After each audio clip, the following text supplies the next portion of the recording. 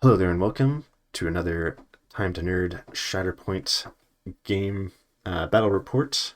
And this time we've gotten Moosebacca, also known as Geoff, back for another co-commentary. Yeah, thanks for having me back. I'm excited to be here, Dylan. Yeah, thank you for coming.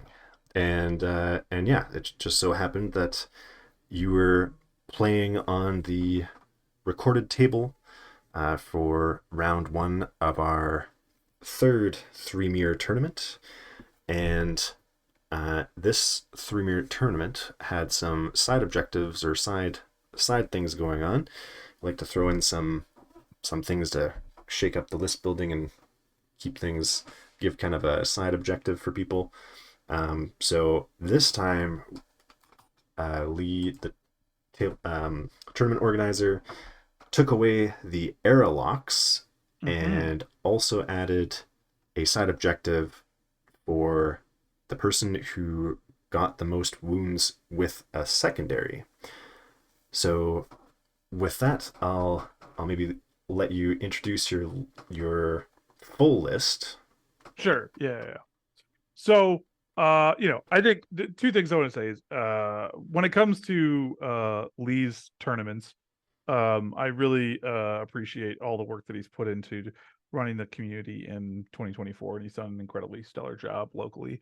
And we're very blessed to have monthlies that have 14 to 16 and sometimes 18 players, which is awesome. And uh, I enjoy him sort of mixing in events with it. The other one that he also adds is there's like side objectives on top of this, which was this tournament, I think, was the most secondary units to wound, which I semi committed to by taking Boba Fett and Hask. Mm-hmm. But obviously, Stormtrooper Sergeant is not here to do a lot of that in my other game. So not only do I believe that Threemier is a better format for smaller local, especially 3 rounder or 4 rounder events, that Premier I think struggles to. I actually think it solves for what Premier's intent is better than that. Because as someone who's played, now in a couple of Premier tournaments, for me, it very much so plays like play B list round one, hope it goes well based on matchup, play A list the rest of the time, occasionally flex, but really probably not. And when I look at other games that I play, like Song of Ice and Fire and stuff like that, that have A and B lists, I don't think Shatterpoint has as good countering in it that warrants that. Like you can try to play control into rebels and stuff like that, but even then, it doesn't offer the same level of depth and risk inside of it. But what I love about Threemier is the fact that you have to interchange all the lists means you're actually building, instead of that, you're building one set of two strike teams and another set, which is the most often format people are taking. You actually have to make this blended approach, and I really really like the way that it caused me to think about list building, and I really like how it stretches me to try characters who don't automatically stand out to me. And so for my example of this, in this tournament, with the arrows lifted, I brought in ESTs, or the elite squad troopers, from the good soldier follows orders box, mainly because they just seem efficient, but they're this very tight niche era where they basically have to report to Hunter, um, Inquisitor, or uh, Crosshair, none of whom are that synergistic with the rest of Empire, right? Like you have that, like Inquisitor is, but I think Inquisitor is terrible right now, unfortunately, as much as I really want to like Inquisitor. And I think Crosshair is too deadly, not enough support as that you want out of a primary. Um, and so I brought that in, and then I also brought Boba Fett, who I had not played much. And of the Bounty Hunter box, I on the surface was kind of disappointed with Boba Fett compared to the others, because I thought Dengar offered a lot of really cool opportunities. I think Bosk has offered a lot of flex. And I think IG is IG, but I would love the meme of getting to run either the two IG lists and then eventually, hopefully, one day just an all IG list. Right. Uh, but and so for me, this format led me to be like, all right, cool. I can put these two things on the table. I'm going to get a feel about how they play, and I got to put 2 rounds in them, and it was a lot of fun. And it really helps me sort of change up my style. For sure. Yeah. So yeah, in the one list we got Moff, Boba, and Elite Squad Troopers. Mm-hmm. Iden box just kind of as is, and Yep. then Elite Squad kind of frees up the Dark Troopers to go with Vader. It looks like. Yep. So, Yeah, they go with Vader, which works great because normally when you're running Vader Iden, that's the sort of setup you run with. And I mainly hadn't been played Empire since um around Iden's release, and I really love Iden Versio as a character. mhm, I enjoyed her book, and I enjoyed the Battlefront 2 story with her in it. And she was just so powerful and popular out of the gate that I kind of put her down because I don't enjoy sort of being sort of forcing the same meta as everybody else. And so I just sort of took the staples with them to feel it out. I will say that with Iden though, I do wish there was more flex in that box. And given the need for Imperial scouts and the lack of any other scouts right now, it definitely feels unfortunate that it's stuck together like that. right. Um, Yeah, and when this you're was bringing coming off of Iden, me having yeah. played a bunch of Veers the previous weekend to Mm-hmm. try to get Veers to work. Which I will say right now, I do not believe Veers is very good and needs more and better stormtroopers. Right. Yeah. I think I tried that out on TTS. That game is up, um, and probably had a similar assessment. Although I also included this Snow Trooper Lieutenant, which people kind of knew from looking at it looked a little undercurve, but I definitely felt it. Yeah. Yeah, the snowtrooper, I haven't even put him on the table. I painted him up. I Hmm. like the model. I hope it gets some help. But unfortunately, I think DTE is still overtuned, Right. and there's just almost no reason to take the snowtrooper when DTE exists. Right.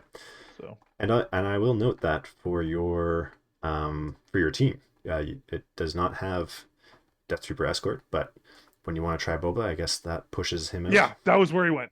Yeah. Exactly. Because the other like normal, if you don't have error restrictions, the you would put DTE and Dark Troopers under Moff Gideon and make it his box. Right. And then if you want, I actually think at that point, if you were running Threemier, I would actually run Vader DTE now with Snowtroopers, um, because it allows you to run the sort of 4-3 to get to 7 Right. split in there. And then DTE and Vader are just so heavy hit that you just keep the Snowtroopers back because they're frail, Hmm. to just hold points and get cover from the just violence that Vader and DTE will put out. What do you think about ISBs? So I've tried them a little bit. I actually think ISBs are fun with Vader 1, because Oh they yeah. get impact Hmm. and he gives them the bonus dice on melee. Um, and so it's with them I've had fun. That's actually where I started running Vader 1 with DTEs and um the ISBs along with Inquisitor and Fifth Brother to try to just Mm. get just some really just try to get the Inquisition to work. Right. Um, which I will report I am both not great with it, but also I don't really see it. Fair enough.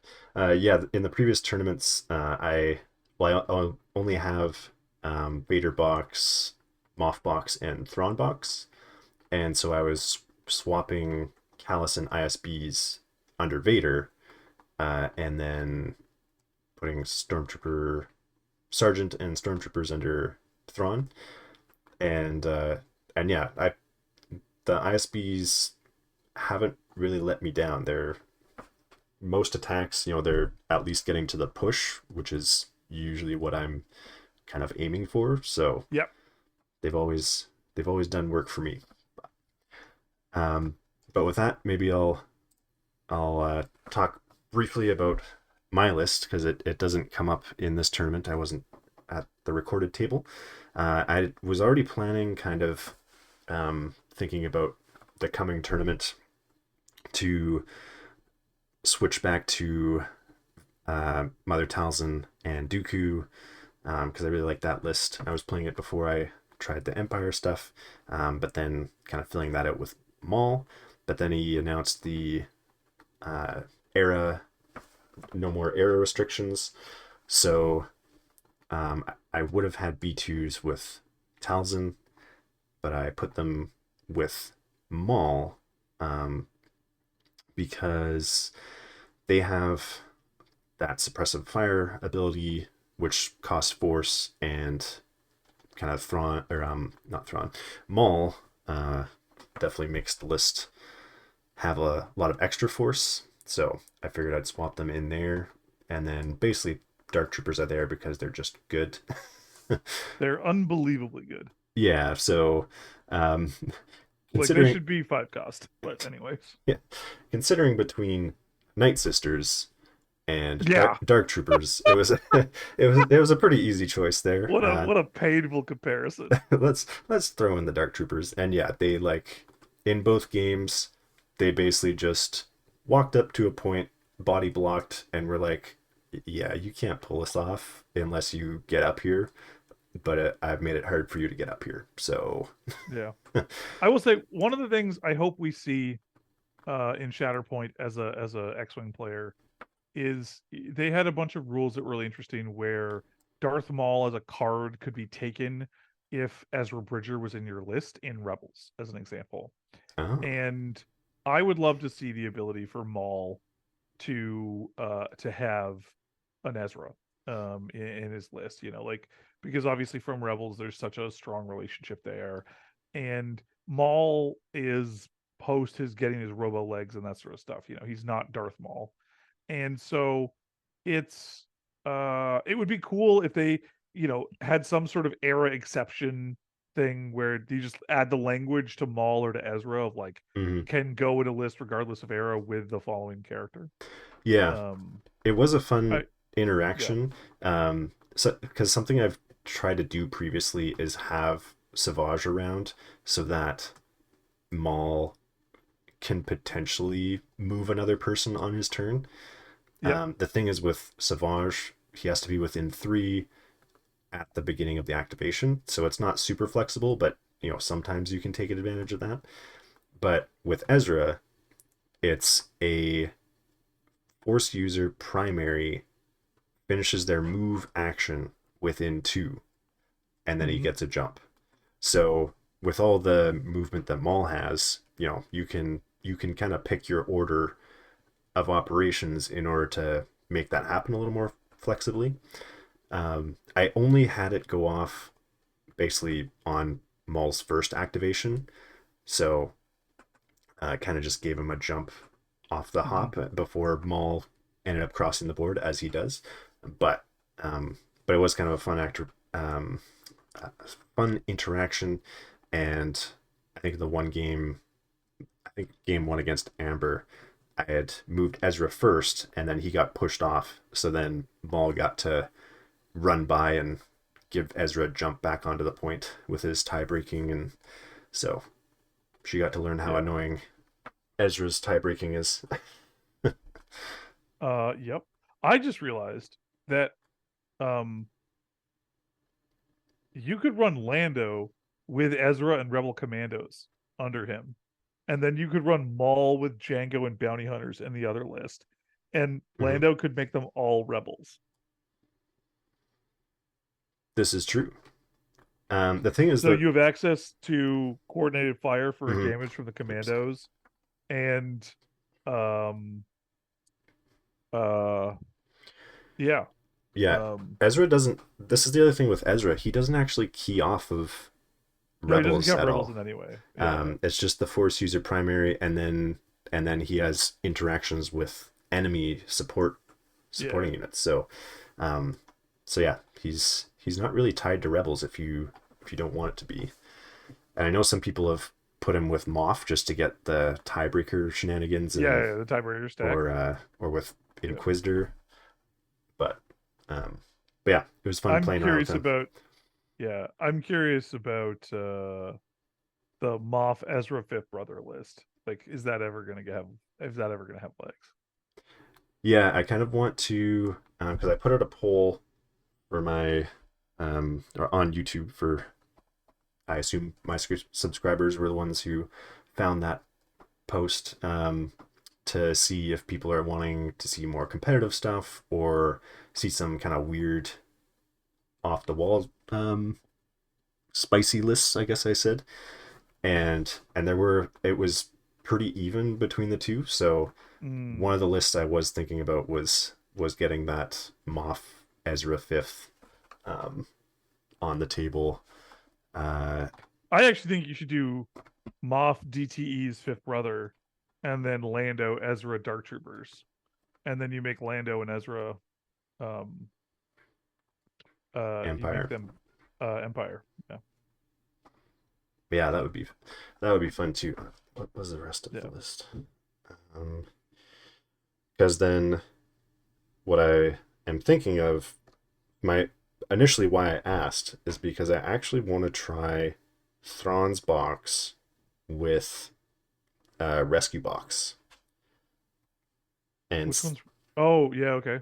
All right. because they keep Rescue Box keys off spies, Sure. Yep. and then Thrawn, one of his tactics cards doesn't care about Empire. Mm-hmm. It can be Just well, character. yeah, it's an advance, but then if they're Empire or a mercenary, which Han and Chewie are, they can do a Mm. reposition. Mm. But don't know how good that'll be, but something I'm I mean, fun is the planning answer, to try. probably. Well, fun, Yeah. yes, because that box is solid and I like Thrawn. So, Yeah. um, Yeah. all All right, right. Let's get to the game. yes, let's do that. So we'll get rid of that. Okay, so Moff Iden is what you're going with for this match. Yeah. Any particular reason? Was this round one? This is Round two? round one against Mario. Yeah. Okay. So yeah. So my choice here. So Mario, for those who don't know, if he hasn't been on too many of the other episodes on this channel, Mario is one of our probably better players locally. He's just a very good competitive player, really fun guy to play games with, very smart. Although the two of us make a massive miss here in this game, you're going to see at the outset here. We'll talk about that. Um, my choice for Moff over. So basically, I knew I wanted to probably play Iden round one. It's got good movement, it's got good range. I like being able to sort of counter Commando's deployments with ISF deployments. So then it was basically, do I take Vader? Do I take Moff? And I chose to take Moff because I wanted to see how EST and Boba Fett felt, and into Han Solo and Lord Maul, I didn't want to bring Vader, who is the way I like to play Vader too, is really setting up kills and then having huge turns where I just sort of like kill one or two models, and Vader often is a big switch for that. And knowing that I didn't probably want to have a Vader who's necessarily going to have a turn where he has to kill and then give potentially counter punches if it is at Maul, or Lando in range, or Han in range. Mhm. I decided to go with Moff Gideon, who's a good control piece and can do it. And then Boba Fett can counter the movement that Maul and Han are going to have to take. Right. And so that was sort of my driving theory behind why I chose them. Fair enough. Because yeah, Mario's ended up picking the Han Solo, well, basically the box as is, and then along with Maul, Django, and Bounty Hunters. Yep. So, um, so yeah, he'll be bringing. Well, both of you will be bringing 6 Force, and it looks like you're on Sabotage Showdown. And do you remember? Yeah. A creative deployment of Sabotage Showdown. You'll notice that the middle objective is on. And Right. also, if you know your core box terrain, it should be a level higher. Right. Neither of us realized that until after the game was over. So Right. we're idiots, and you know, While also we being the best of us. well, I don't know So, about that. Uh, but I just, so we're gonna have a funny laugh because we fight over the middle a ton, and in reality, it was a complete waste. right. But yet, you decided there was still value in this game and wanted to talk through it. So here we are. Yeah. So this will be a little bit experimental. We'll see how having 7 objectives active for Struggle One plays out. Yeah, you'll notice I'm using the very lovely multi-tool made by our local Matt LaRose. Incredibly useful tool for measurement. Yeah, nice. Yeah. And then I start off. Looks Am I like you're flipping? No, no. I don't think I start Moff Gideon. No, we're starting the objective here. Okay. I think I have to shuffle Gideon in. I think it fell down. Or did we forget and I flipped Moff Gideon? Um, yeah. Anyways, so as we set up, one of the things I'm enjoying more and more as I've been starting to experiment back in Empire a little bit is Moff Gideon is truly an immense amount of control. Mhm. And that force efficiency that he imposes on your opponents is really, really nice. Yeah, Um, I found to not playing him this tournament that it felt like my opponents were reserving a lot. Like, yeah. only. Yeah, talking about other lists we want to try as we're getting underway here. I really want to try the Moff with Scoundrels, where it's Moff Mando, and then you have uh Dengar Bounty Hunters Bosk IG-11. Um, so you Hmm. can basically reserve all your characters besides for free, Right. besides Moff, and your opponent has to pay two, just to see if you can generate force efficiency inside that. I have a friend of mine in Southern California who played against it locally, and he said it was quite troublesome to Hmm. tackle, but I'm not sure. So you'll see here Mario activating, and he is immediately running for this center point, which we Right. shouldn't have been fighting over. Hmm. And so this is a an interesting depiction of the downsides of this. And so if I remember correctly, this is Maul, who he's taken damage on. He's force speeding into the middle, and he's looking to pull me off of the objective here. Um, and That's, I think we end up it must. measuring this out. Yeah, it must be lining up an attack because it's range 4 that you guys are looking at. Yeah, I think he decides it's out. Um, I'm not sure if he actually. I don't remember if we did this, but the point simply is, if it is in, I remember the lesson I wrote down in my notebook. Okay, so he is in, and we do have an attack. The thing I wrote in my notebook afterwards was that, um, with forward deploys of the ISF or Rebel Commandos, I actually need to measure better to understand where my opponent can get with a long move from their side, Right. so that they can't, because I'm in control of if I get attacked here from setup, and I need to get better at thinking about that and deploying for it. Um, and anyway, so he does a little bit of damage on them. I think I just picked up a 5 piece. So I think he chunks them there. But I know that they get an activation. I think next or soon. And then sort of the fight starts. Yeah, he pushes them off the Yeah. upper land. Yeah, it sounded like 4 damage, so probably 2 steps on Sinister Cunning here. Yeah, that would make sense. And then now he's looking to make a second action, and he runs Yeah. around to the ladder and puts himself up on the Right. center point, which doesn't matter. Right. This will be a reposition, I think. Off Reposition the from the attack. tree. Yeah. Oh, okay. Um. So is he? Does he hunker? Um. I guess he hunkers then. Or maybe he didn't take the damage for the 4 speed. I'm No, not I sure. think I think he did. I think I remember him picking up Okay. his dial when we were starting watching this recording. But either way, so he's got Maul in the middle, which Hmm. is actually I'm pretty fine with because it gives me the ability to have a lot of different people who can shoot at Maul, Right. which is really what you want, right? You just Hmm. want to blast Maul off the table. And in the case of having the ESTs in this list, I have a lot of ways to shoot Maul now, Hmm. with Gideon and the ISF, so I can really just blast him. And so, unfortunately, I don't see what I'm activating here. It's Gideon. Boba Fett. It's no. Oh. This is Boba Fett's free move Oh, yes. Okay. after my opponent primary has moved, opponent primary is activated. Right. And we were discussing, and so it's the end of his activation, so I get to do that. And so I'm just moving Boba Fett here to have further beyond the point, and I'm thinking about getting him up to that point in the top left there. Right. Yeah. And so now I think I reserve Gideon here, Yeah, and I'm because I see. activating the ISF. Yeah. Yeah. Yeah, so this is what I remember is so then the ISF get their recover 1 damage, Hmm. and my attitude here is to try to fight over this middle point, which is asinine, um, and um, uh, but also try to get some serious damage out. Hmm. Now I'm moving the um. Oh, that was the other ISF deployed in that position. That's what that was. Right. Okay, yeah. So yeah, and move there. I go to the ladder underneath. I'm climbing up, and then I get into this position, unfortunately behind this crate, but that's fine. And then now I'm going to shoot, and I'm going to expose Maul with the ESTs, which, ooh, this expose feels so good to have in Empire. Let me tell you. Yeah. Um, and yeah, I think I do some serious damage to Maul here. Memory serves.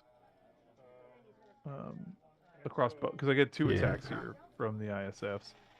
Right. And And they I feel like I did. I didn't wound him, but I know I did pretty good here on these. yeah, and they're both yeah, because Gideon's extra hit is off another allied uh, Empire Scout character, so Uh-huh. just the other ISF character is They gonna give each give other the that. +1. Yeah. Yeah, so I imagine we'll be going pretty far down the tree. Yeah. So I do some serious. I start doing damage, and I'm just trying to chip him here, right? Mm-hmm. And this early in the struggle, I'm thinking I'm probably going to get that middle point. Mm-hmm. Maybe the point that's closest to the bottom of the screen right now. And in struggle one, I'm still trying to compete for the struggle, obviously in first activation. But one of the things is I actually don't want to wound stuff this early unless it's going to for sure give me a point. And in this case, I can rush both characters to the point and then prevent that from happening. Right. Um, and so, because if I end up sort of having a swing turn where I'm going to lose the struggle, I would actually rather save those wounds for second struggle. And one of the things I try my hardest at, you'll notice there I just bumped Gideon, which I hope I readjust him. Oh no, I think I adjust him later when I try to move him and I realize he's well over the line. Because we are using the very lovely iWargaming mats, which have a very convenient deployment line. This is Um, true. yeah. Anyways, I yeah, I'm doing the second attack here, I guess, and so I'm trying not to wound early on Mm-hmm. now, unless I know or I feel very confident I'm going to win the struggle, because I hate wasting wounds. They're so valuable. They're so rare in the game. Most games you only do, um, 3, 4 wounds sort of thing, and it's a shame to waste them in struggles you're not going to win. And leaving Maul with 1 damage and some conditions makes for a not very happy Maul either. Correct. Putting as many strains out to just sort of cripple them is really great, because it can just burn activations or actions where they have to do recovers to heal themselves, and uh, yeah, You'll be getting and then 3 here. yeah. So I send up the other ISF to secure that forward position, and I'm sacking them at this point. So I'm deploying it. I'm going to get the point here. I am doing this because I know the commandos, if he draws them, are going to come up to shoot me and kill me, and uh, I'm really just sort of waiting to try to draw his commandos out, because in a trade I'll give up my ISFs for his commandos, because my coordinated firepower comes from the ESTs, not the Right. ISFs. Right. Um, Yes. Yeah. and then so yeah, I think he activates his commandos here, Mm-hmm. which is good luck on my part for that card to be drawn. And so Yeah. he's just going to come up and he's absolutely going to kill me, which is just fine. I'll live with it. Yeah. That is an Um, interesting point about the fact that Rebel Commandos they have the coordinated fire damage that he's probably going to be wanting to use, which will cost mm-hmm, a force once they're wounded.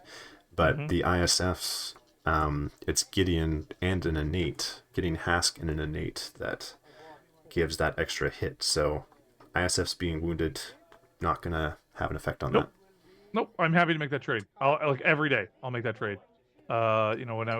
When I play, I normally play Rebels more than Imperials, and one of the things I've learned to do is be much cagier with the Commandos to put them in positions where I can keep trying to get triggers and get without having to spend the Force, because it's just so much more valuable and efficient. So here, his first commandos come up. He shot one of the ISFs. I don't think he's wounded it yet. Um, and yeah, he hasn't, because then the other one is shooting the near ISF. Um, Mm-hmm. that's by the point in the bottom of the screen here.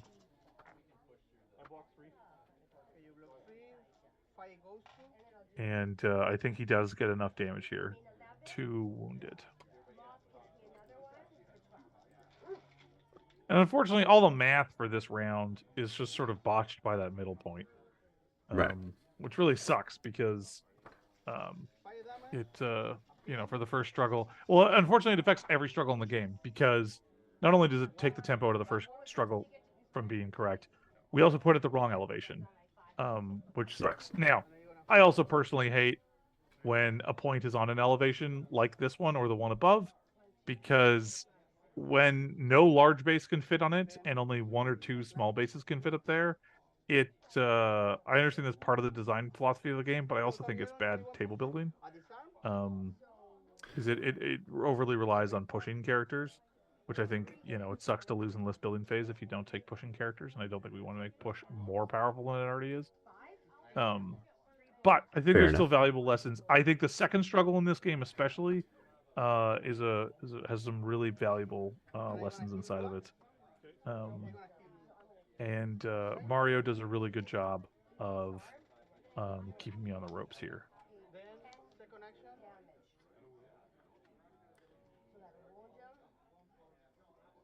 It looks like they're moving around now. Oh, he's looking to steal your back point. Yeah, which I believe he gets here. I And believe he then, gets all of these, so he right, technically scores 5 by our poor math. right, doing a bit of a crisscross. Yeah. Um. Yeah. And I think I should have clued in at this point that scoring 5 here should have settled an alarm bells off in my head, because scoring 5 in this objective this early is pretty incredible. Yeah, Um, but also I don't check in, I think, for another like activation or two, that I've lost the struggle, that I've lost the struggle, and that I should um be looking to play for second. And I think I still I think I wound commandos, which not necessarily the wrong call, but it does waste the wound here, which I don't love. Um, but I should have clued in at this point of like, whoa, hold on, he's gotten 5. That's too many. I'm doing something wrong. right. Uh, but we live and we learn. Yeah, I mean, activation 2 on his side of the board, yeah, that's pretty quick. Usually it's more of a fight of 3 and 3 until you get 4, and then maybe you get 5. Um, Unlike the hard. last activation. Yeah, Yeah. last activation when you're Yeah. ready to win, pretty much. But it looks like you're going to be getting the elite squad troopers. Yep, that makes sense. And so now I start to really feel their power, where they're sort of this incredibly basic unit. They've got reposition, they've got expose, and they've got sharpshooter and impact. So they just almost feel like baby DTEs in a way. Um, and I move them up here, and my goal, I believe, is to try to kill the commandos here, just because I've drawn them in, and I want to force him to spend um, extra force on the damage. For sure. And yeah, being someone who did play the 212th a decent amount, they've of course got the same attack profile, but a little better access to some more dice as well. Yep. And then also getting the ARF version, the expose for coordinated fire, and 1 more health.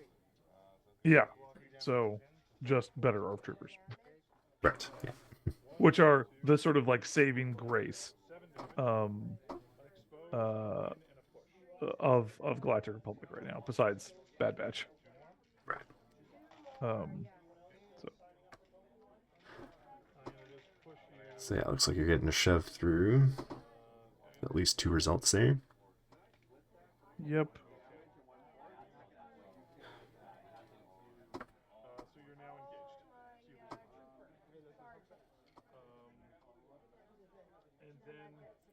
And then yeah, I think I'm pushing him off, and I think I'm only going to score 2 here. Is the end result of this.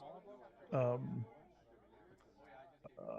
Right. Yeah, 'cause it doesn't look like you're going to have a chance to send someone to that other midline point. no, no. Um, which again, would have made sense in a normal game, but in this case, we're just clowns. Well, as long as you're having fun, right? This game is yes, and this game was very fun. Playing Mario is very very good fun. He is um very good, and I learn Yeah. a lot every time we play. Um, Yeah. I had played him in the previous tournament, and seeing that I was matched up with him, I'm like, let's take our best pairing. yeah, yeah, it's definitely not an easy round one. I'll say that much. Yeah. Um, I don't remember who else I played in this tournament, but I played Amber, and then I don't remember who my round three was, but Gordo was my round three. Mm-hmm. And this was definitely the not to disparage either of them. They're both good opponents and lovely opponents, but this was definitely the hardest game of the day for sure. Right. Yeah, so here I shoot Maul from the low ground, push him off, and then at that point, my plan is to secure that center position, which shouldn't matter, with the ISF who, or no, I run the other one up to the ladder at the bottom of that piece of terrain, and he climbs Right. up, and then the other one just did a climb action up it, Mm-hmm. because I did their their pay force to move and focus, Right. and then shoot. And so then here I am, and I'm going to secure three, um, but obviously in a tough spot. Right. Um, But at least jumping over 0 so you don't give him extra momentum on top of things. yes, which is obviously what you want to try to avoid. But I believe I end up there on the the following activation. Right. Um, and so I see you gave me the wound. Have I wounded the ISFs or the commandos here? Oh. I don't think so. No, I guess not. No, I just think I pushed them back and then climbed up. Yeah. Yeah, you didn't need to, so. No. And then Han's getting kind of retroactively getting his dash. Yeah, which we realized we were forgetting, and we could Was that easily a? roll it back. Oh yeah, for him. That's for him getting a wound. That's what it Yeah, was. from two activations earlier, but it wouldn't Right. change the game state, and Right. so it was like, oh no, go do that, so that we can all start to keep this as on the up and up as possible, Right. with the broken map aside. Right.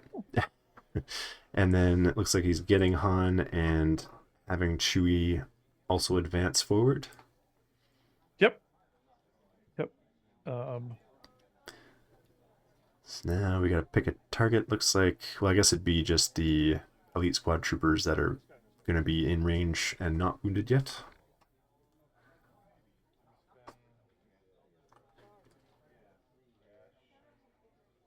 no, they're not wounded yet, but what happens here? I think Han just comes up and starts peppering me, and goes after the ESTs, and I know that he switches himself. He ends his activation switching stances so that he is on the push on one success stance, which then means for the rest of the game, that half of the board, I have to keep in mind the fact that if Han is in range of any of the characters that wound any of the other characters, they're going to get pushed off where they are. Right. And it actually causes me, I think, to choose to not attack two targets later on, or I position differently to compensate for it, basically. Right. Yeah, that push pin on one is pretty nasty. It's powerful. So is this Han Solo who's gone up the ladder? Looks Yeah. looks like it. Yep. Yep. Man, Han ends up all over the board because he's there, and then later on, I feel like he's underneath the point towards the bottom of the screen. Yeah, it's possible. I mean, getting that likely advance off the tactic, and before he's even done anything, Yep. can send him wherever you want. Absolutely.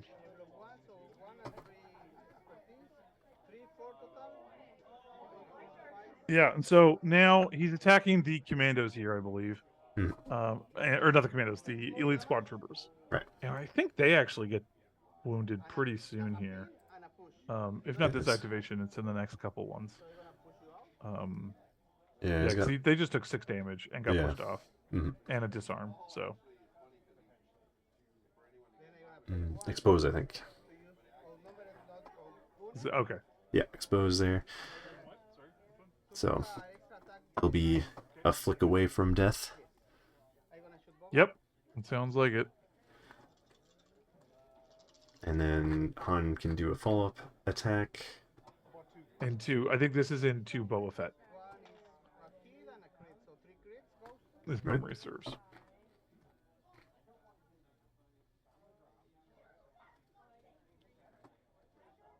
And I think I also realized I forget to move Boba Fett after this active. Well, I think we still got this one in.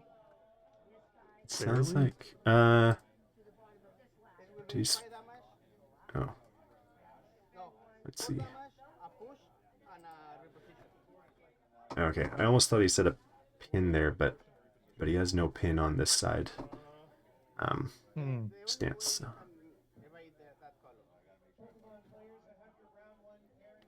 So he's now pushing me back, and I think I'm tucked on this pillar, Mm-hmm. and so he's got to push me, Yeah, wide to the edge of the pillar.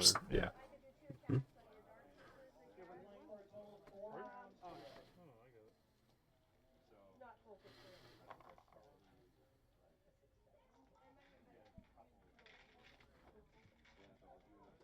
Yep.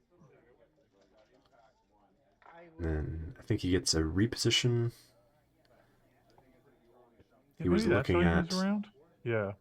Yeah, he's looking at going to that other objective, even though Yep. he does need to stick around. No, so Well, I Maul is guess. actually alive Oh yeah. there at the Mm-hmm. lower level, and he already controls it, so he won't lose control of it to my you know uh 1 health trooper, but he chooses to just come down onto the point again, the point that shouldn't be active. Right. Yeah, this is playing a bit more like shifting priorities than Sabotage Showdown Yep. at the moment. Yep. So yeah, you're And maybe getting that's your just some of jump the heads.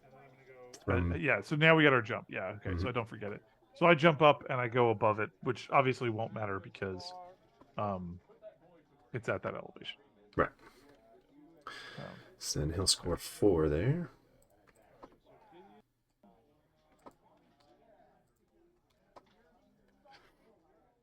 Yeah.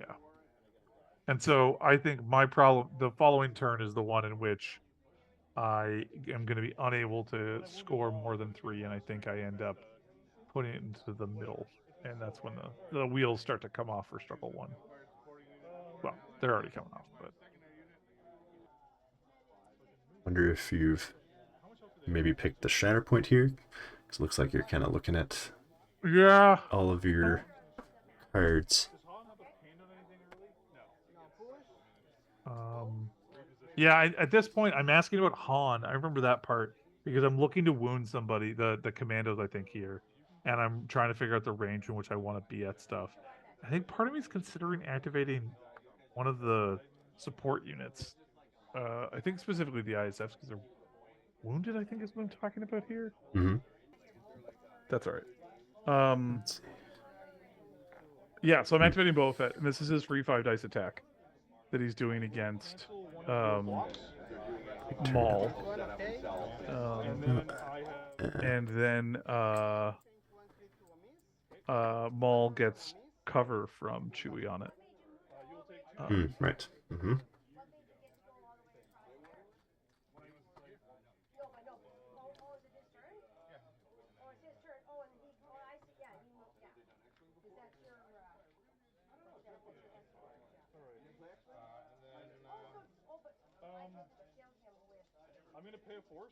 Yeah, and then I'm now looking to try to figure out how to secure more objectives, and I think I end up actually moving Maul or moving Boba Fett off to that corner or that top point, and that gets me my 3. I think that's what I end up doing here.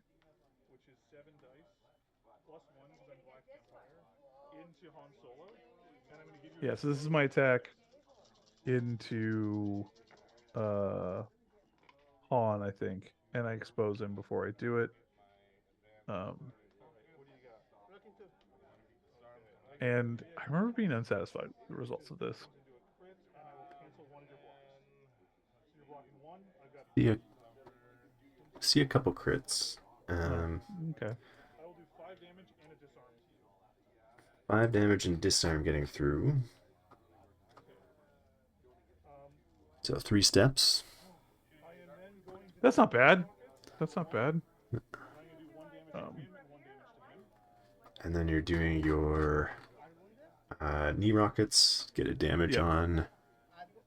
on and the commandos. Yeah, this was the. Oh, okay, I remember. I did this incorrectly because what I realized was, um, there was some way in which I could have wounded somebody here, which would have been a misplay because I would have wasted the wound. But there was a way in which I could have pinned somebody. I could have pinned Maul who had a pin and then knee rocketed him, and I think it would have Mm. wounded him. Mm-hmm. Um, but I don't. I can't remember. Maybe I'm explaining it in the audio. For some reason I can't do it. Um, I realize there's like a downside effect that's causing me from the sequence, and I don't remember what it was. Wait, I think because it looked like he was about to put a wound on the commandos. I think you're trying to get around the revenge trigger, but Hans is not actually attached to an attack. It's just an enemy Yeah, it's just an enemy wound. effect. Yeah. Yeah. No, I think I knew that, or at least I think he explained that, and I understood that that was the case. Right. I think. So it looks like you're getting that wound. Well, yeah, it looks like Maul and Commandos have wounds now. Okay. I think that makes sense with my expectations, but what a waste. And so now I'm getting attacked back by Han, I think, Right. into Boba Fett after I do the wound. Right. Sounds like you took 2 damage there. Yep. Okay, so now. Right, so now you're looking at the fact that the attack got rid of the disarm on Han, and so now Whipcord Launcher, which does a pin and a disarm, is not going to wound Han.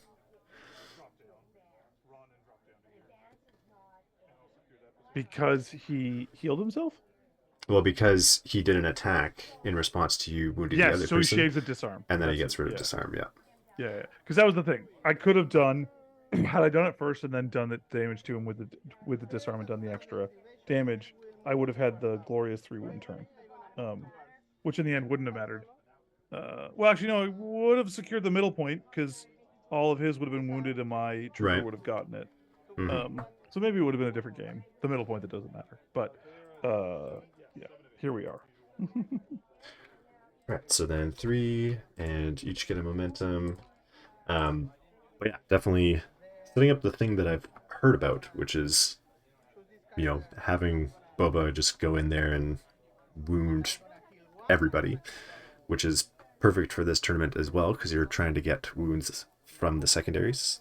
Yeah, yeah, which he's obviously very efficient at. Now Chewie is going next, getting a dash towards, technically, well, either Maul or Han would work there.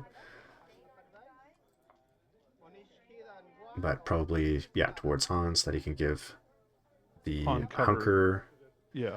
and a recover. Yep. So it sounds like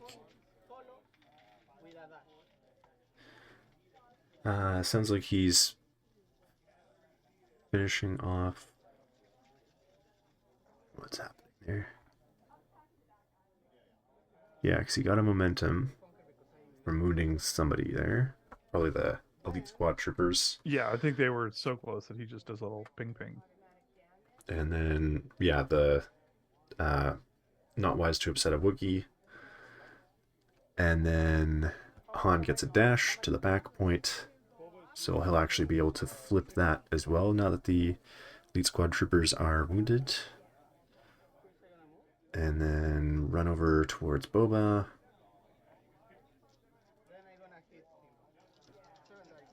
And then I think he, Smack him in the face, I think. yeah.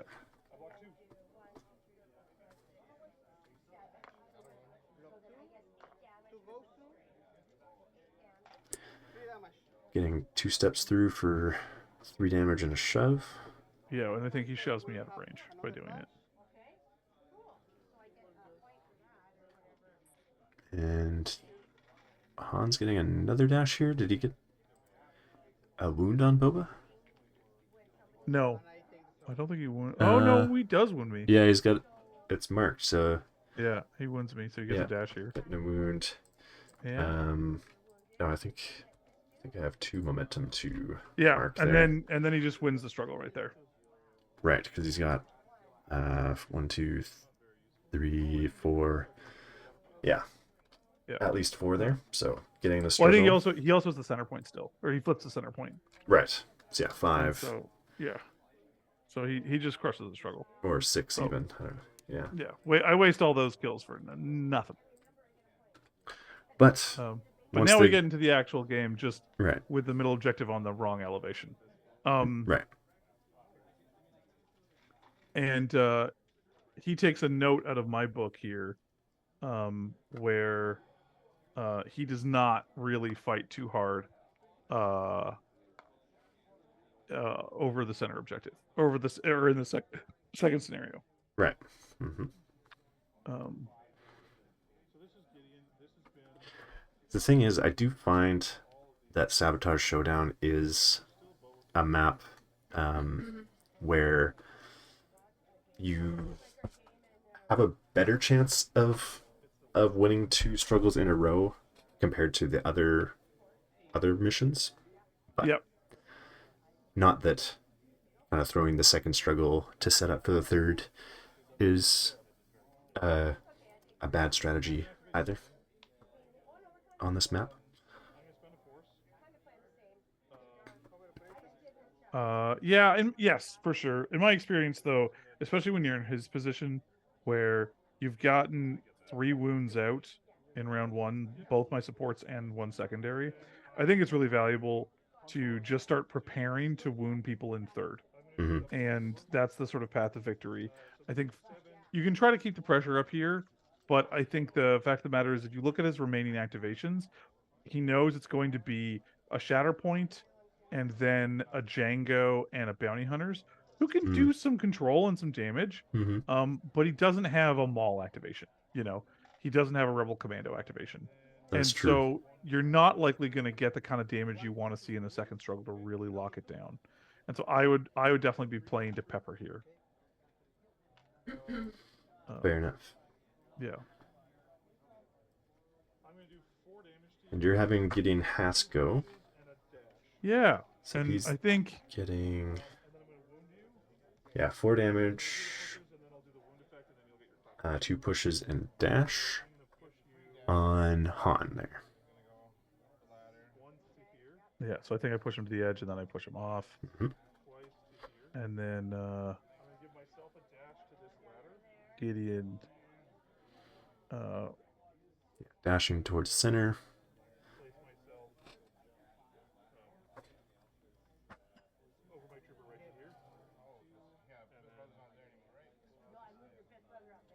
And then because I'm having him go deep on that back point there. Mm-hmm. I think I still have a move action if I'm not mistaken. Do I have a move still? No. I don't think he or has am a I just setting him up? tactic move. Maybe yeah, I don't think so.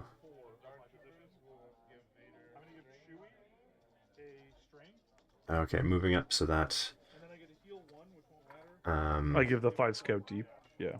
Yeah, get the strain to Chewie, and then get a dash Okay, you do have a move action there. Yeah, so I hadn't Okay, taken my move action. I think there's a dash from my attack that got me to the tower. right. Um, and then I don't know how I do the other dash. Well, the second dash is off of Iden's ability Oh, for because, wounding somebody. yeah, you got a wound, Yeah, which I should mark, yeah, that makes sense. and then yeah, gets heal Yeah. and dash.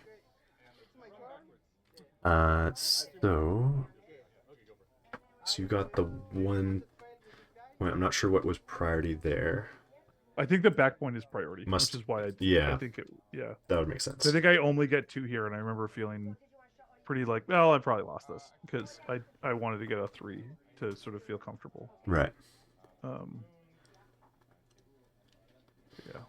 And then Mara's getting the bounty hunters here. They're getting a dash off their tactic.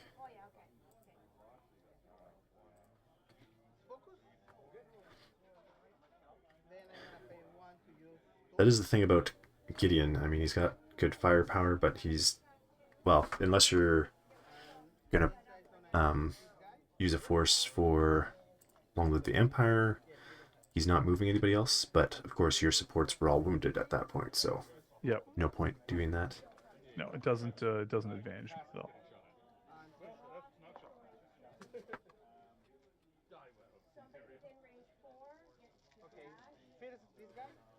So bounty hunters just gonna put some damage into Gideon Hask.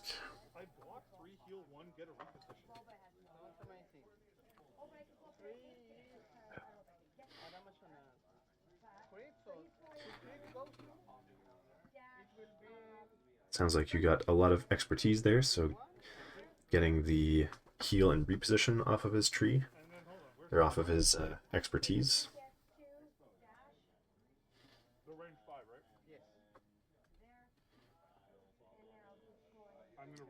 So, yeah, repositioning out of range of the second attack.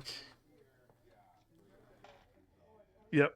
And then I think that I think it burns his attack for him. And so I think he just chooses to attack Boba for conditions. Mm-hmm.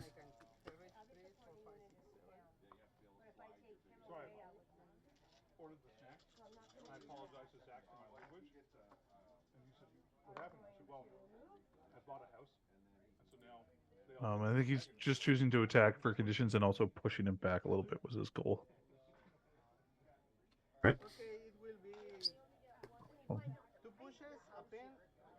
So getting 4 through for, yeah, 2 pushes and pin. Don't think he's getting the expose on that. Oh no, he is getting the expose. So got a full tree off that. And gonna follow up twice. Yeah, which is valuable to just move himself a little bit. Mm-hmm. But as you'll notice here, he doesn't contest for any of the objectives with this. Right. He's not looking to take anything. So I don't think Yeah. he scores anything on this. And so we're just going to race into third struggle. And it's Yeah. funny is Mario and I have played enough and he knows this is a strategy I really like in this game. Mm-hmm. And so we're just, if I remember correctly, we kind of joke about this at one point. It might have been after the game actually, but right. I did think about, unless the bounty hunter is in range below the platform there by the objective that Gideon has, if you could have repositioned to the other one and claim a second one for yourself on that turn. Oh, well, that would have been smarter than what I did. I mean, you were.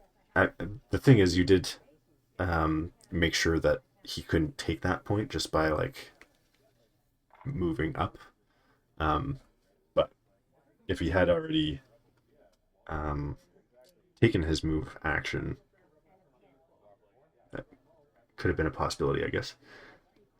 But anyway, you're getting Boba Fett here, so he's gonna wake up, come back online, and then I don't remember which one. Oh, no, no, the bottom of the screen I think is the active objective. Yeah. And so I think I don't end up getting it. I think I just choose to back up and take the other one.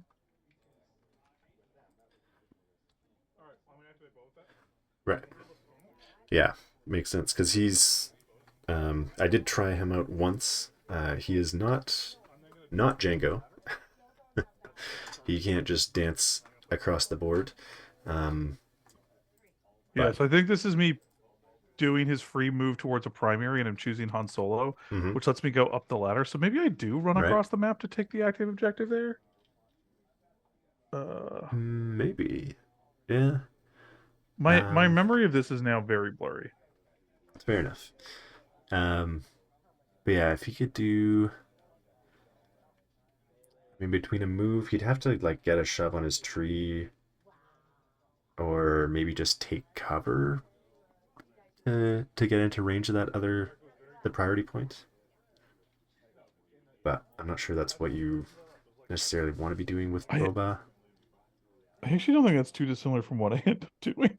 Yeah, Although what would have been better is had I actually moved Gideon like you suggested. It's easier for Boba to get to that objective close to his spawn. But here we are. true.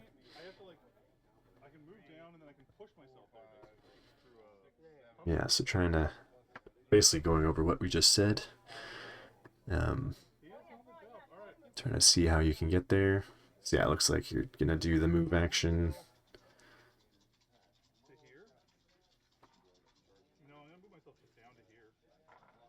So down to the ground and hunker over. Yep.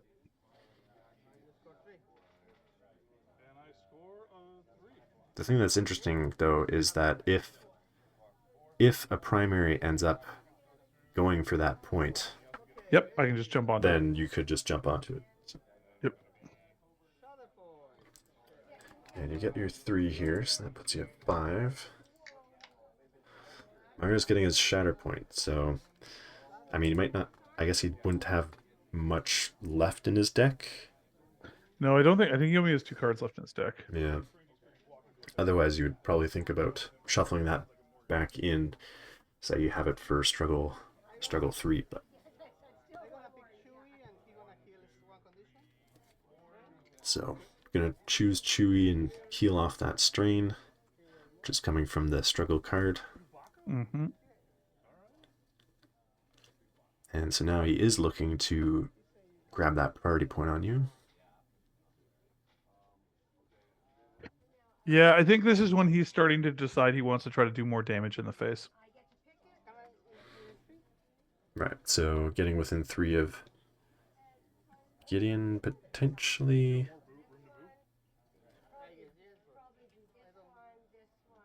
But I realize here, oh, I bumped Gideon. Let me reset him.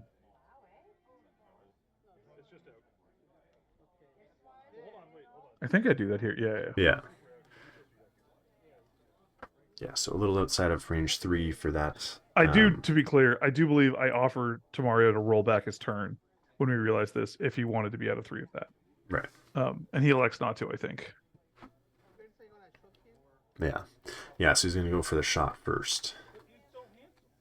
Yep. See if what's his shove? Yeah, he does have a shove on 1, so maybe follow up just to get in range there.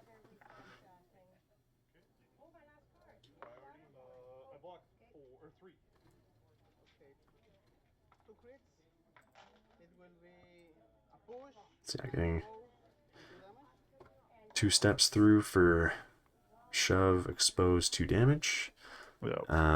But yeah, rather than just follow up to get in range, yeah, gonna do the push on Gideon, and a little farther back into his own deployment. Yeah. Which is not ideal for Gideon, as obviously he wants to be up and contesting stuff, but Yeah. So getting 2 and a momentum for it being on your side still.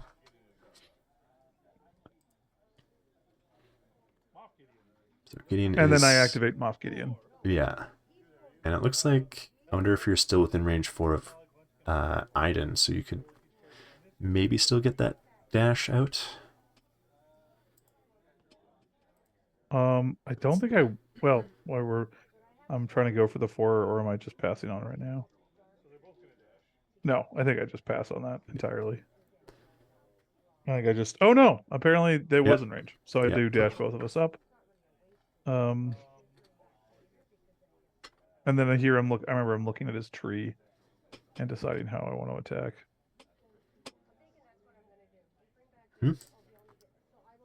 Because Chewy. Yeah, no conditions. I think he's got a little damage on him, but Yeah, but I'm really there just because I win the tiebreak, and this is going to get me right. 4, which wins me the struggle. Mm-hmm. Um, and then I'm just trying to set up damage for the 3rd struggle at this point. Right. So yeah, it looks like you're sticking with self-interest, maybe? No, here's yeah, swap over to the melee side probably. Get that extra die from Gideon. Yeah. Mentioning that it's a little bit difficult to kind of determine which tree is better for Gideon. I have the hardest time with him. Yeah. Um, I have the I hardest time trying to figure out which. It's funny because with Iden, it's just like, oh, it's burst. right. The answer is burst. Yeah. I'm mainly like, is it a ranged attack or is it a melee attack? But sometimes I'm like, do I really want to guarantee the shove? Because then I'll just go burn them out anyway. Yep. Because it's shove on 1. But maybe if I'm trying to get the active ability, maybe then I'm sticking on self-interest, even if it's melee. Yeah, I think generally burn them out for me. Yeah, if I'm just making a melee attack, it's obviously burn them out, and in most cases I would stick with burn them out just for the push. Um, although, yeah, I mean generally if Gideon's shooting, I think I'm probably making a mistake, or I'm just peppering and don't really care about the damage that much. So Right. generally speaking, I'd want to stay and burn. Mm-hmm. The other problem is Gideon gets rushed in melee, and I'd rather have. Doesn't burn get you extra defense? In melee, Uh, yeah. yeah. Yeah. I would think I'd rather have extra defense dice for melee. Oh, and it also has the heal, which is which is more versatile on 4 expertise. Um, when you get there. So Uh, now we are moving on to struggle 3. yeah. Um, and so I think the struggle 3 is now a line, and I believe, yeah, we still don't figure out that we've broken the board because we're not putting that stupid objective up high enough, which I feel like an idiot. But here we are. That's the whole point of the tower. It is the point of the tower, and I'm just a baddie. Which is funny because this is actually the first time that objective should be on the whole game, And Right. anyways, Yeah. um, uh, It does make it a little interesting though that the extra ladder that I put that takes you from ground to the top then doesn't actually get you to the right elevation on that for that objective. mm, yeah. Yes, the ladder on the backside is a disadvantage in some ways. Then, um, and so here he is. I believe he's activating Django Fett, Mm-hmm. and he gets Django Fett right onto the point, which I think that was the active Yeah. objective, or it's the active objective. Yeah, that's priority. So Priority objective. God. looking at a shot into Gideon, not Hask, Moff Gideon. Yeah. Truly the worst. Dear Star Wars, find new names. So yeah, there's even a character in Imperial Assault named Gideon What? as Oh well. my God, there is. Yeah. I hadn't even thought about that. Which was the first time I had heard that name in Star Wars. But yeah. But wasn't he a rebel character? He's the OG. Yeah, he's one of the rebel heroes that you can play. That was, I think, created for the game. Yes, like he's in the core box of the game. Yeah, core box. Yeah. Yeah. So, anyways, he comes up, he starts clapping Gideon, and then I roll for objectives here, and it's back. Oh yeah, I remember this now. I think we get that top objective that Django's on like 3 or 4 times in a row. Not to be Um, that guy, but if only you had repositioned Gideon onto the yeah. bottom Don't worry, point. I'm feeling it. I'm feeling it. I'm a bad player. Um, so But Iden's moving up your scouts, one onto the center. yep. Although they're currently wounded, but yes. Yeah, Um, they're moving that back.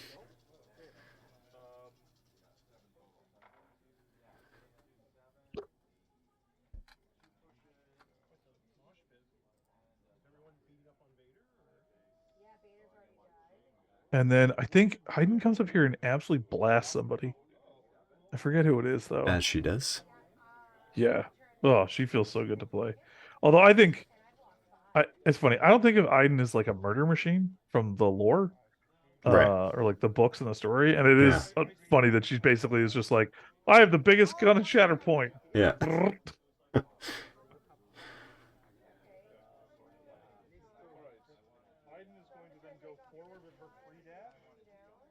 Okay, so taking, or I guess, is it? Looks like you do have that bottom point. Looks like it was marked for you. Oh, it's because Boba Fett's in range of it. Oh yes, that's him down there. Yep. Yeah, because he ran across for it. Right. So I still have it, but it is at risk. And then Right. Iden's going there to start pushing um uh Django Django or off the Bound. point. Yeah, Django. Yeah. I'm remembering this. It's all coming back to me slowly. Well, by the end of the video, it will have all come back to you. Yeah, and I'll remember it for the 20 minutes before I go to bed.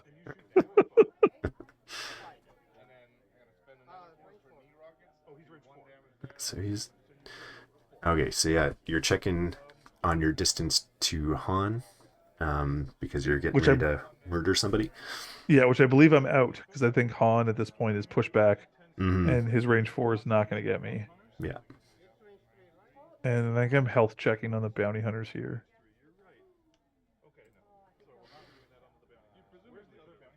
Yeah. Which I don't think anyone's had a chance to shoot at them yet. No, I think they're full health. Yeah. I don't think they've done much. And but checking if they're in range of another scout. That extra hit.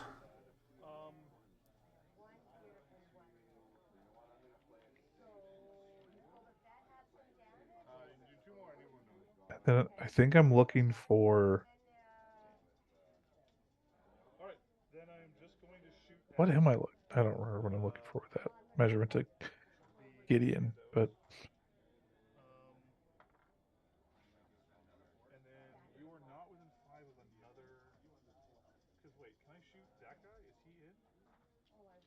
Oh yeah, looking at potentially shooting the other guy because he would be in range of Gideon for the extra hit.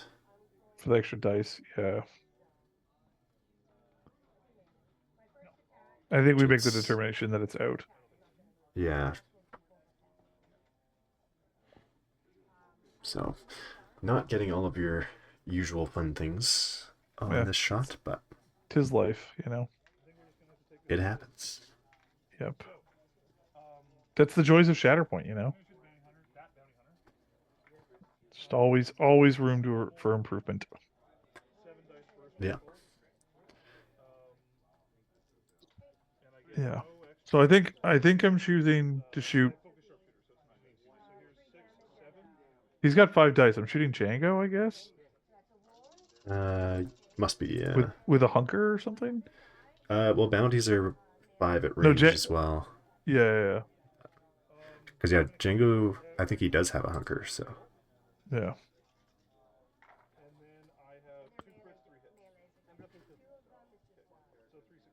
so 3 getting through.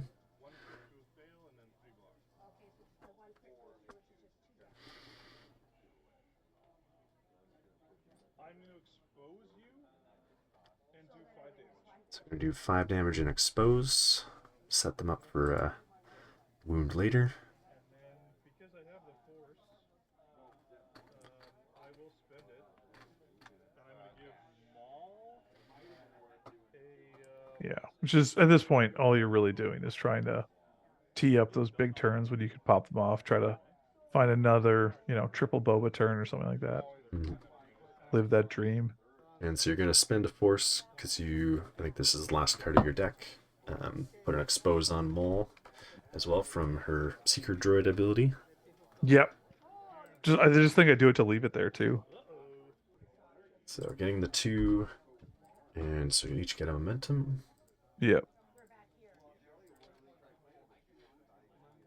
And Mario is drawing Han here.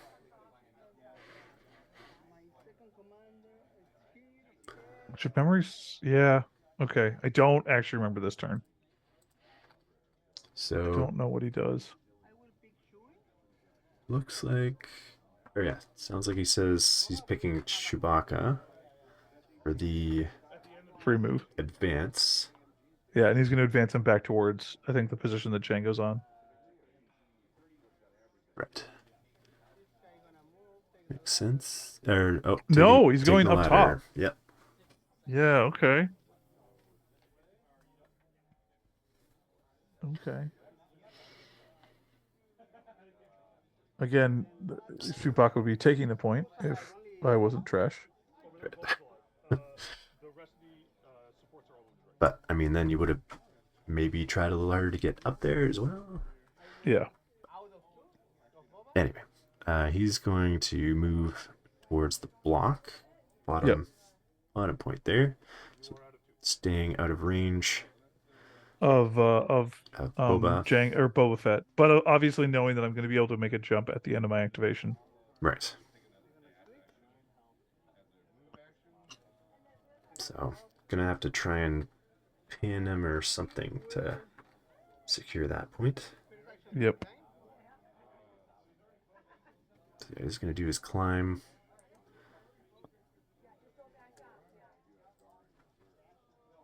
And he is on Smug Scoundrel's side, so Yeah, he's got the pin. yeah, gonna take a. What's he spending a force for? I think +1 damage. Oh, from the Royal Commandos, yeah. Yep.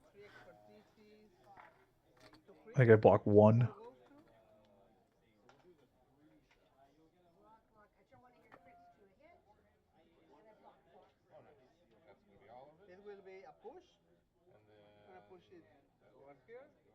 Gonna do the shove and pin, which also means he'll be doing a strain. And then, which means I think I therefore am totally unable to. Yeah, because that one's not an innate. That one's a reactive ability as well. So even if you use it to remove the pin, that'll also set off the strain. Yeah. So he's going to score 3 here.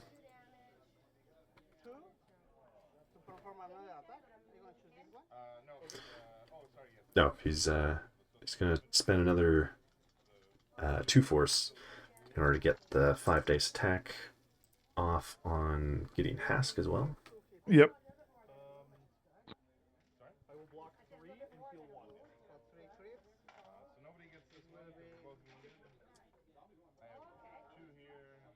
So I think he's getting 3 successes, which will probably be same result. Yeah. Pin push strain 2 damage. So that'll put Hask in a unhappy spot as well. But he's going to heal off the pin from his defensive expertise.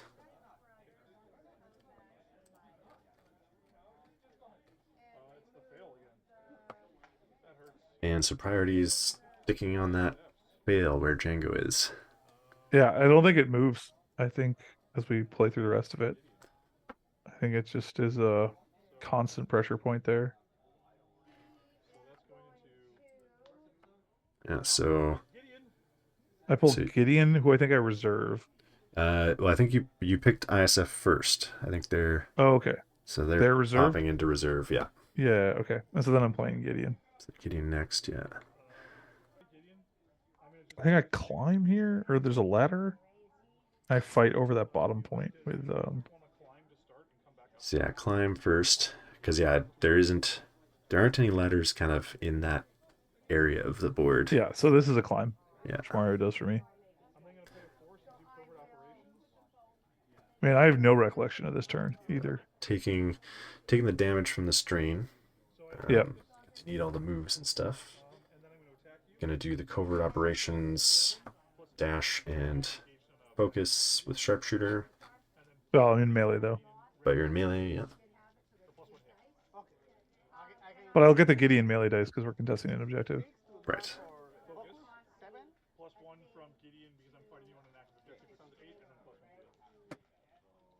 Dice here. Hoping to get the 2 shoves probably to get Han off that point. So looking at the fact that Han has the push on 1 on his tree if he gets to shoot back. So probably going to try to avoid wounding him. Yeah, I think I'm trying to push him Although, off as all I want. yeah. Yeah, I think I confirm with 'Cause- Mario here that if I wound him, he gets to attack me. yeah, because it's not another Yeah. allied unit for him.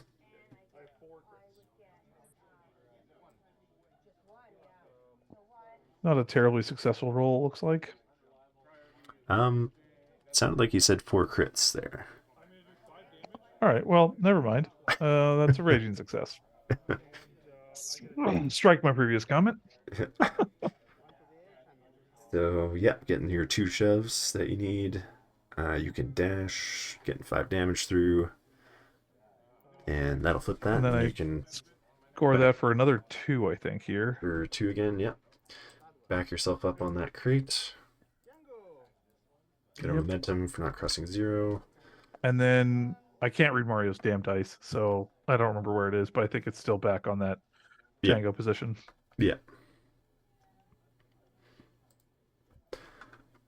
Yeah, that is a conversation I've seen recently on the Discord too.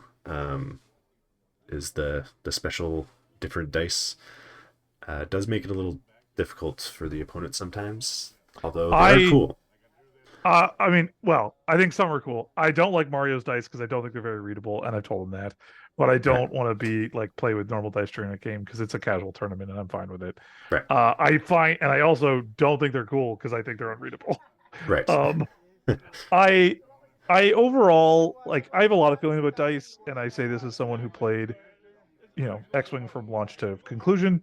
And unfortunately, during the height of 1.0, there were definitely people where I played a predominant of X-Wing who had talked about successfully baking dice and that sort of stuff. Mm.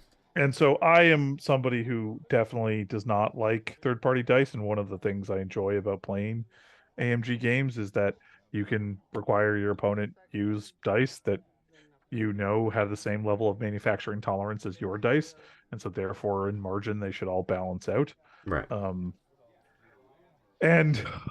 Yeah, definitely something that bothers me. And in tournaments, I will always ask my opponent to play with normal dice, because I just you don't want to leave it up to an option that you're like, well, like wow, he only rolled crits.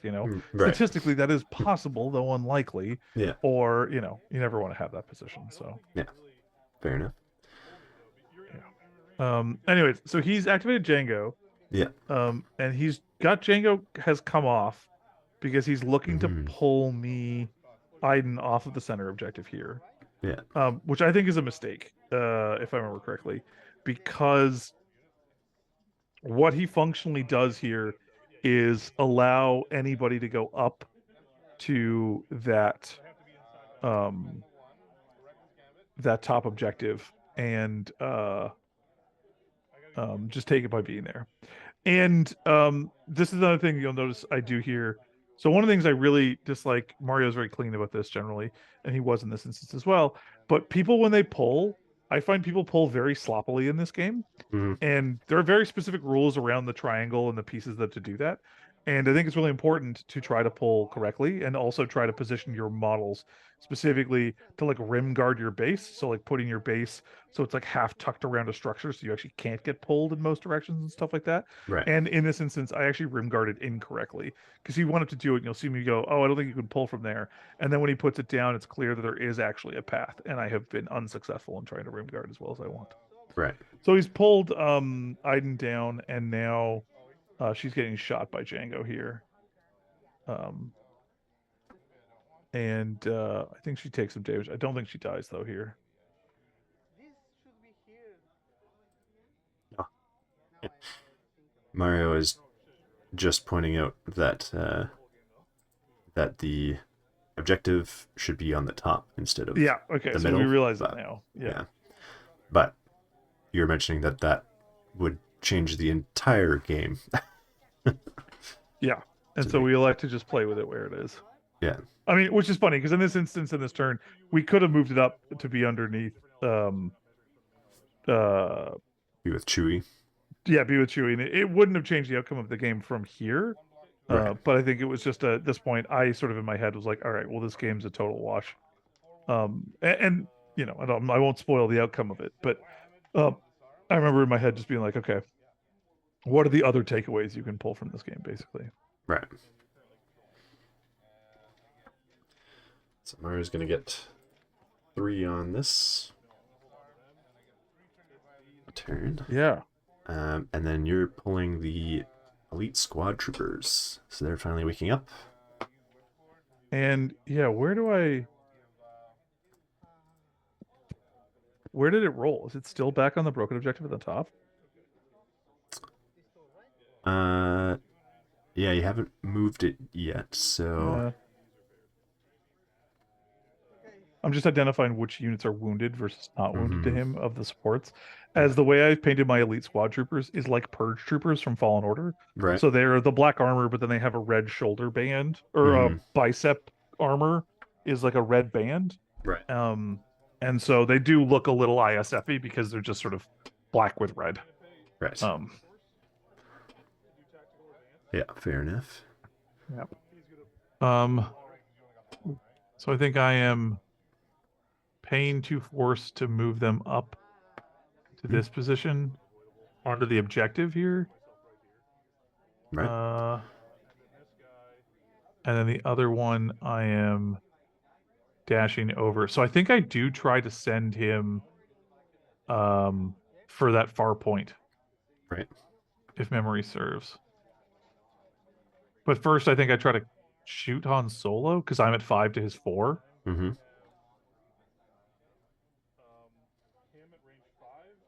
Which is weird because Maul is also there and very woundable, I believe, still. But right. But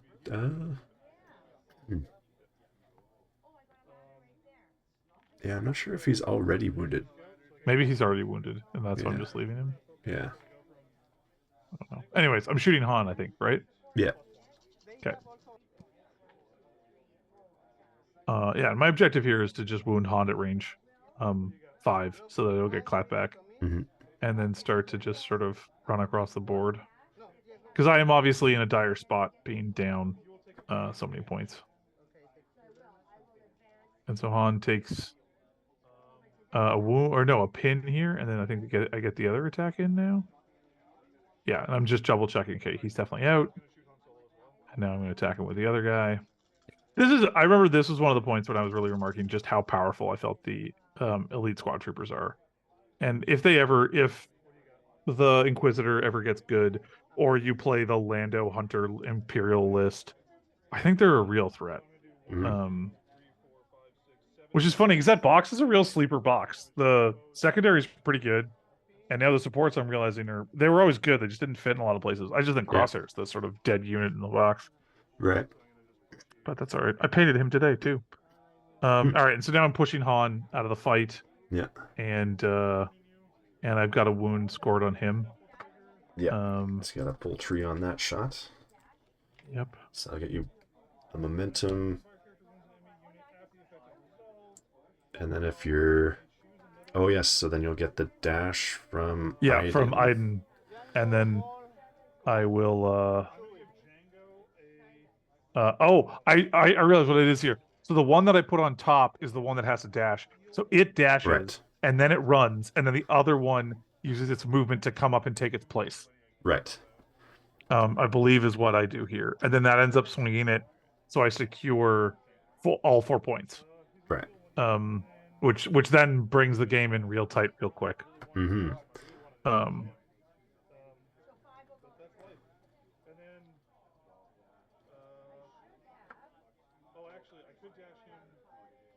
which just shows to you how far ahead you can be in Shatterpoint in terms of, right now he's at the start of my activation, he's 3 from victory, and I am Mm-hmm. 5, 8, is that 9?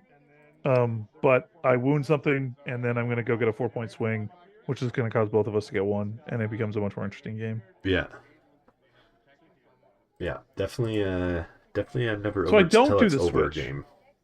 I didn't do the switch. I just ran. Okay. Anyways, so then I get Hmm. it, and then it moves 4 back to the middle, and I guess we both get one. Um, and then it now goes to the middle. Right. Now that Um, you worked so hard to finally get that fail, now it moves. yeah.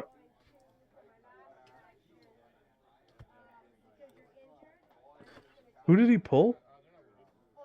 Um, Is it Maul? it looks like Maul is moving, so it must be Maul or a Shatterpoint. Mm, Yeah, Shatterpoint, and he's picking Maul. okay. So gonna get rid of the pin, so we'll stay exposed. It's gonna dash to the ladder and pop up with Chewie.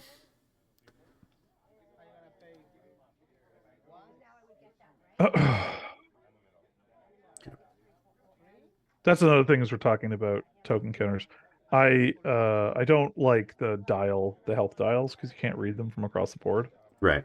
Um, but again, it's a sort of, if you trust the player, you can totally let it slide. But it's definitely something in a tournament environment, especially with players I wouldn't know, I would be much more hesitant to be cool with. Yeah. So then Maul is going to then make a move action and come down, and now I Mhm. think Maul is just going to physically eviscerate the EST. Um, As he does. Um, yeah, just comment about the dial there. yeah. I found too when I was designing my little uh, kind of dashboard thing where I can Oh yeah, your have, token trays with cards and stuff. yeah, with the Yeah. card upright. I get a lot of people saying how much they don't like the card being upright because of it Yes. covering covering information. I tried to put the tokens so that they can be beside, but um, but yeah, still people are do say that a lot. But the reason I stick with it is mainly space because then I Yeah, I can at think for least space it get it makes out of the sense to board. have it. Yeah, Yeah. And one of the things is actually at the boards that we play at most of the time, if you're standing, you can see past the edge of the card. So you can see the tokens. right. Um, but yeah. It's not quite a guess who board where they're sort of flipped down and hiding stuff and Yeah, flipping back up. but So Maul's coming here. I think Maul one shots them here. Um, yeah, getting the wound here. yeah. So But then I momentum. think I'm able to activate. I feel like I have 2 more activations. I feel like ISFs go, and then I feel like Gideon goes, and that's the game. Mm, Um, so yeah. Oh, okay. So mm, now Maul abandons the point because right, Chewie's going to secure it from above, right. and he comes over here. I think to pull me off. No, he doesn't have enough force. No, but he wouldn't need force. He just take the damage. Yeah, I could take the damage. Um, might might have positioned himself a little too close to pull. Oh, he's gonna pull No, this is me, Boba. Oh, you're Boba, doing the getting to move. towards. I see. Yeah. And I think I elect to pass. Right, because I think Because you're I think at this, still strained and pinned at that point. but I also think I'm wounded. Oh, okay. Um, yeah, I think I still see the wounded token on Boba. Right. um, so he flips it, and then now he secures two, I think. We just got the 2 there, yeah. Yeah, and then it's the bottom one. That's the objective. So I think I pull the ISFs from reserve to activate them because that way I can just knowingly secure that Just sort of middle position. right. Doing a not so fast with Django, Yeah, which will set off his strain. just to clear it. And then I also don't remember what my choice was here. Because yeah, you're already in position to flip it, so maybe yeah, you're looking at your options of who's wounded right now.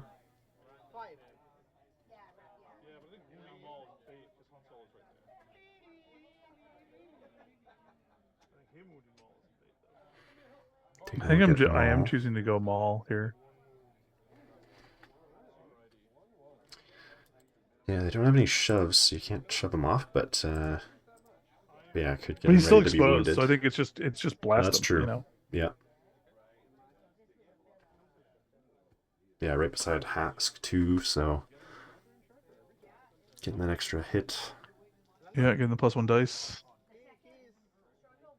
And that's sort of the joy of the Moff Gideon Ask combo is you always get at least one +1 dice, Right. either from attacking on melee on an active objective or from the scouts, and then Mm-hmm. sometimes you can get both. Or +1 dice, +1 result, but yeah, I get the point. Mm-hmm. Yeah, close one's gonna shoot first, it looks like. Yeah, and so in case I do wound with the far one, it's out of range for Han. Mm-hmm. Um, yeah. So yeah, interesting considerations for when you're playing against Han. Yeah, you just have to keep that threat bubble in mind. And I think the thing is I play so much Rebels that I'm so used to having to think of it for myself Mm-hmm. that I can generally keep it in mind for my opponents. Yeah, because I've tried out Han once or twice, but I haven't really played against him either, so I don't see a lot of him. I don't think he's very good, to be honest. I'm disappointed with him still. Right. Um, Especially given that all the others dash and shoot, and he just shoots, and he has a 4 dice gun versus their 5s.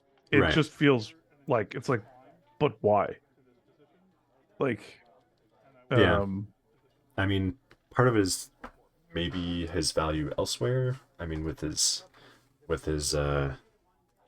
momentum shenanigans on the sure, but like but charming to the stuff like last, that. Leia is 10 times better than Han, and has better support. Yeah. Yeah. I have been playing that box a decent amount, trying it out, and it's very solid. Yeah, sorry. Kanan is a range 4, so he's the same as Han, but he gets a Right. heal and jump, so it's like True. it's range 5, functionally. Yeah. Yeah. There's no question Um, that their revenge triggers are definitely better so there. much better. Yeah, so much better. But yeah, you would have gotten 4 here. Yep. And then he activates his bounty hunters here, I think. Mm-hmm. And so he's going to that point to secure it. And I think is it still on the shield position? Or the block Yes. down on the bottom? Okay. Yeah. Yeah. So looking at his targets, potentially Iden. Yeah. But not much way to flip a second point. No, I think I realize it's at this point. I think I'm politely realizing and not saying to him, but I think I've come to the conclusion the game's probably over because I don't think he can flip 2, and um, it'll only move it the 1, and then I can just activate somebody and secure it, Right. or just I think I actually get Gideon. And he just runs up. Yeah, because he's already on that bottom point, so I think. Well, the Yeah. bottom point's disabled, but yeah. No. Sorry, Moff Gideon in Oh the yeah, top yeah. left. Right. I think I just get him and go. He goes up in tie breaks, but Right. yeah. So he runs a bounty hunter up there who's going to shoot at Moff Gideon some more.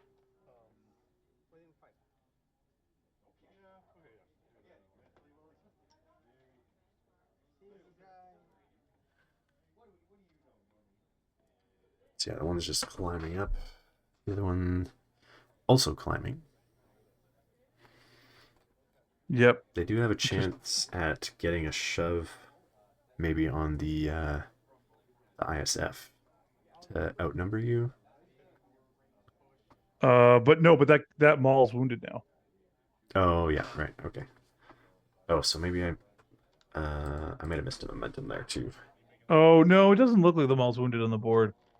I only see one. Right. So maybe he can get in Yeah. range for a shove. Yeah. But then, yeah, you have to attack the ISF and push for 2. So this is the shot I think coming into Moff Gideon. Mm-hmm. Um,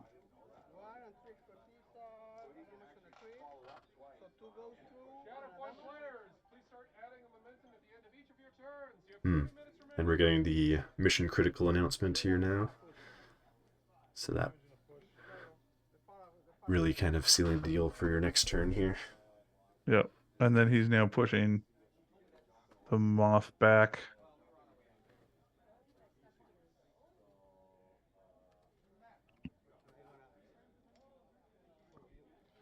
It's going to follow up.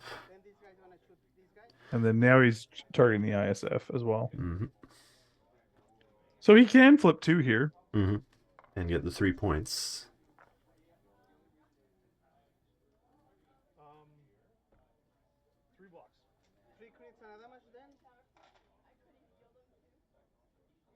So you're getting 3 through. And bounty hunters have an early push, don't they? They do. Yeah, they got a shove on 1, but he decided, or he's thinking about the bottom track, but asked, you have 6 health damage left, so yeah, he's going to do the shove, yeah. Yep.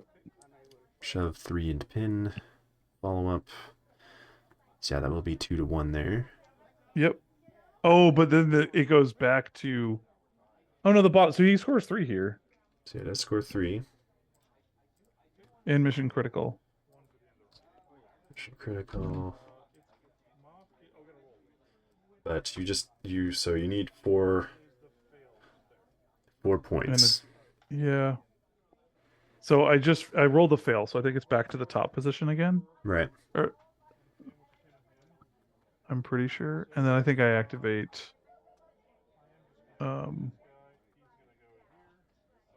this is Moff Gideon. He's giving the dashes. Right. Yep. 1, 2, that. I think it was an elite squad trooper. Yep. And then I'm moving Gideon up. And he's gonna do an attack into them. I feel like I win this turn, but I don't know how. Right. I mean, if you get a wound on the bounty hunters, I only flip 2 points. Oh, but then yeah, I'll score 3, 1 for the wound, 1 for mission critical, and then that is right. how I win. Yeah. And then I now pay the force to do the expose. Right. So yeah, expose and then within 5 of Iden, so you'll get a hit, and then you are in melee, so getting another dice from Gideon, so pulling out all the stops for this. Yeah, it all stacks up. Yeah.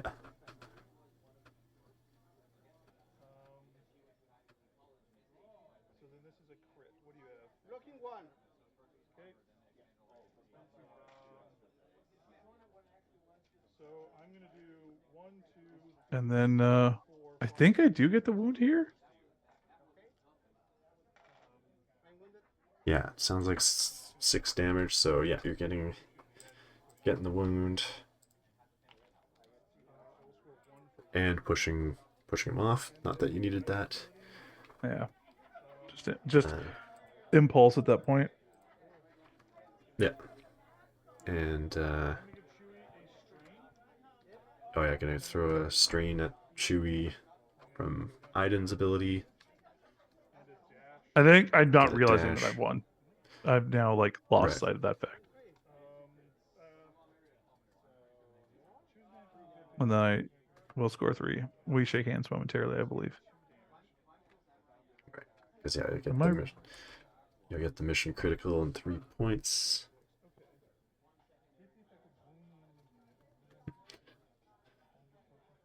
Yeah, definitely not realizing it because I think you're reading through Iden's, or you're looking at maybe Long Live the Empire.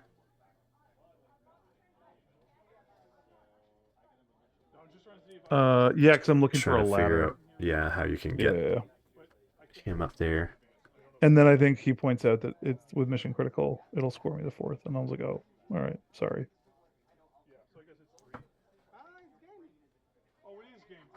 Right. Yep. And then there Yeah, we go. there you are. All right. So a great lesson in you can make a lot of mistakes in a match and still win.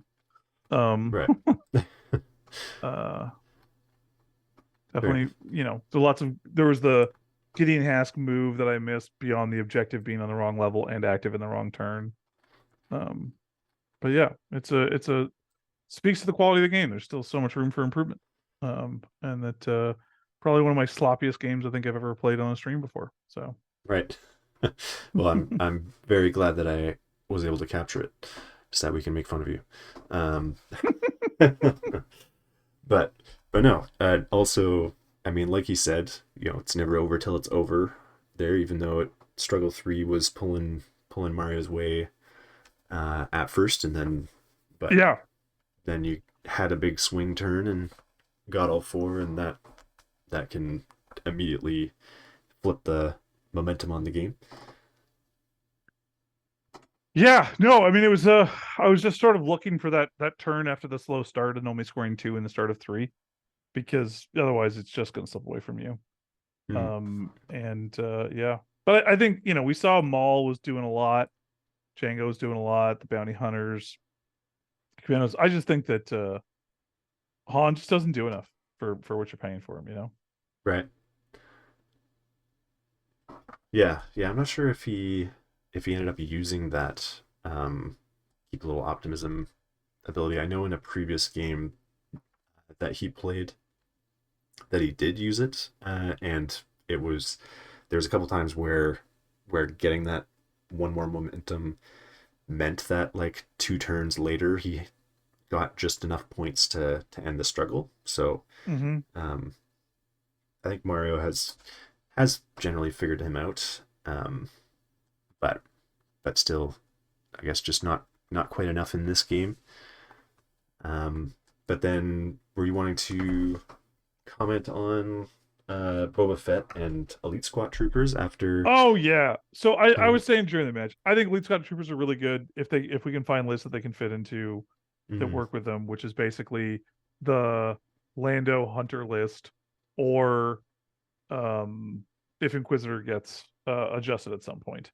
Otherwise, I think unfortunately that unit will just remain relegated to unplayable due to eras, which sucks.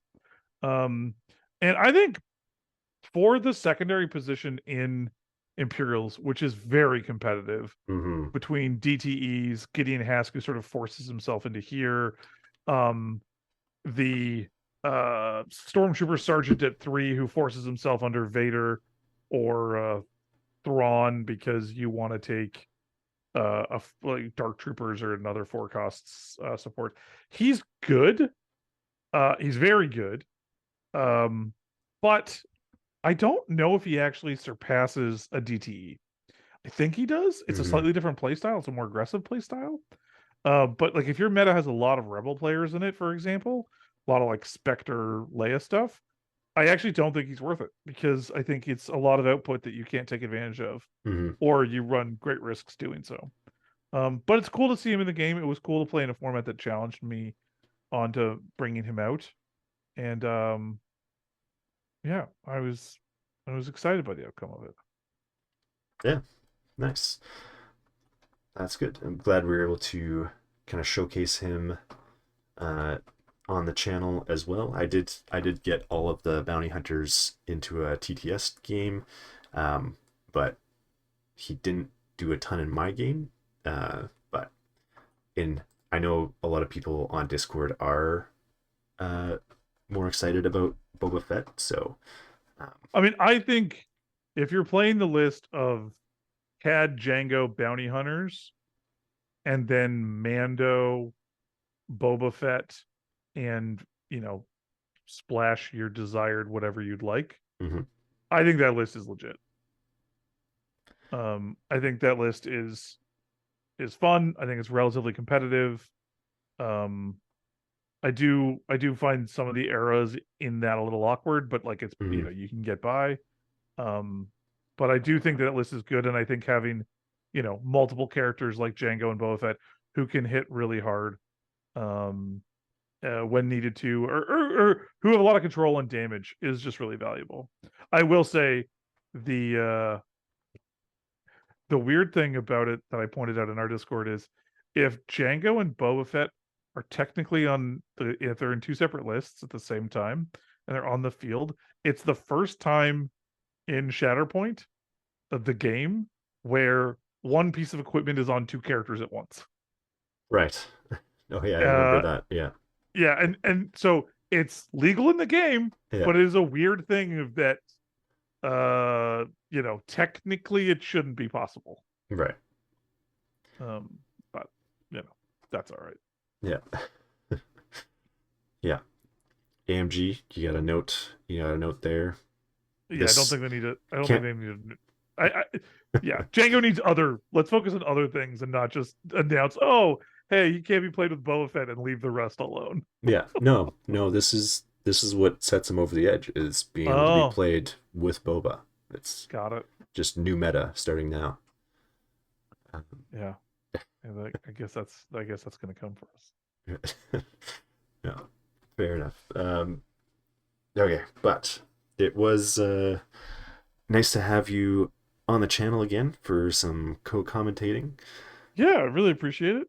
It was fun. Sorry that it was such a sloppy game. Hopefully we will play a better one at the next tournament. That's all right.